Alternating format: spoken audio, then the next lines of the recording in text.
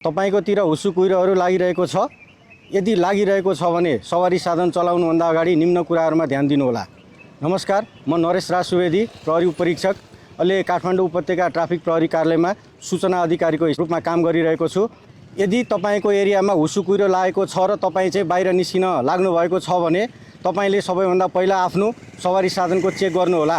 सवारी साधनको चाहिँ वाइपर कस्तो छ, त्यस्तै गरी हेडलाइट कस्तो छ, ब्रेक कस्तो छ, पहिला कन्फर्म गरेर सवारी साधन चलाउनु होला। त्यस्तै गरी शीतलहरको समयमा चाहिँ सडक चिप्लो हुने कारणले गर्दा भनेको समयमा ब्रेक नलाग्न सक्छ। यदि ब्रेक चाहिँ कम लाग्ने भएको कारणले गर्दा ब्रेकिङ डिस्टेन्स पनि कायम राखेर सवारी साधन चलाउनु होला र अन्य समयको भन्दा बढी तपाईहरुले चाहिँ ब्रेकिङ डिस्टेन्स चाहिँ यसमा राख्नु होला। त्यस्तै गरी सवारी साधन चलाउँदा चालकले आफ्नो सम्पूर्ण ध्यान चाहिँ आफ्नो सवारी साधनमा, सडकमा र यात्रुहरूमा मात्र केन्द्रित गर्नु होला। यदि मोबाइल फोन चलाएर सवारी साधन चलाउनु भएको छ भने जुनसुकै समयमा पनि दुर्घटनामा पर्न सक्ने सम्भावना हुन्छ।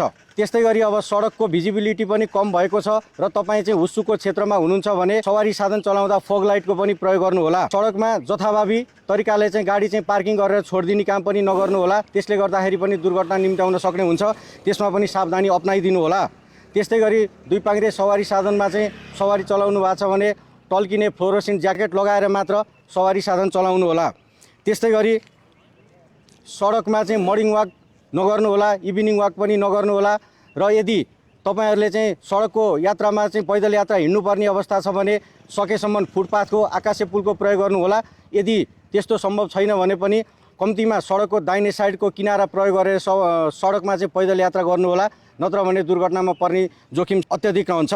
त्यस्तै गरी सवारी साधन चलाउँदाखेरि नजिकका वस्तुहरू नदेखिने सम्भावना पनि भएको हुनाले त्यस्तो वस्तुहरूलाई या अब सडकमा चाहिँ जथाभावी पार्किङ गरेर छोड्नुपर्ने अवस्था भरसक त्यसो गर्न भएन। सडकमा चाहिँ पार्किङ गरेर या कुनै गाडी चाहिँ बिग्रेको अवस्था छ भने पनि त्यसलाई चाहिँ अब विभिन्न किसिमका जानकारीमूलक सूचनाहरू दिएर मात्र राख्नु होला। सडकको किनारामा मात्र गाडी राख्नु होला र जथाभावी तरिकाले चाहिँ गाडी छोडेर नहिँड्नु होला। त्यस्तै गरी सवारी साधन चलाउने क्रममा चाहिँ ट्राफिक नियमको पूर्ण रूपमा पालना गरेर एउटा प्रतिबद्ध र इमानदार चालक बनेर मात्र सवारी साधन चलाउनु होला। मौसम जानकारी लिने बानीले रक्षा गर्छ सानो सावधानीले।